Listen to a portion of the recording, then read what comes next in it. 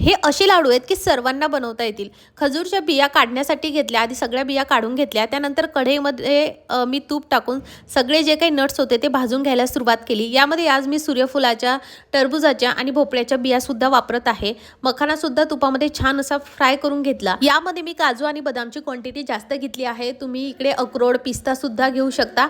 छान भाजून घ्यायचा, मस्त चटचट असा आवाज येतो बघा आणि छान फ्राय झाले ते याची शेल्फ लाईफसुद्धा वाढते।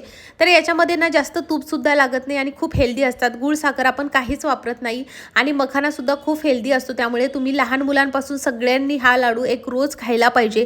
फक्त हिवाळ्यातच काय खायचं तर नेहमी सकाळी उठल्याबरोबर मुलांना भूक लागते, त्यामुळे हे लाडू नक्की बनवा। सगळे लाडू बनवले, थंड झाल्यानंतर काढून घेतले आणि सगळे लाडू व्यवस्थित जे आहे ते बांधायला घेतले। मखाना वगैरे सगळं काही बारीक करून घेतला आणि यामध्ये आपण खजूर टाकतो, त्यामुळे याची बाइंडिंग सुद्धा फार इझिली होते आणि आपल्याला वेगळं असं जास्त तूप सुद्धा टाकायची गरज नाही पडत।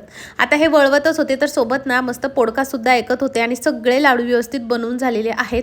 सो तुम्ही बघू शकता हे प्रोटीन रिच आपले लाडू तयार झालेले आहेत। तुम्ही वेट लॉस वरती असाल, वेट गेन वरती असाल तरी सुद्धा हा लाडू मस्त आहे। त्यानंतर ना ऊन पडलं होतं, त्यामुळे किराणामध्ये शेंगदाणे आणले होते तर ते सुद्धा उन्हामध्ये ठेवले आणि आज हातोहात सगळे साबण वगैरे बनवून घेतले घरच्या घरी। सो हा व्लॉग आवडल्यास लाईक आणि फॉलो करा। चला भेटूयात पुढच्या व्लॉगमध्ये, बाय।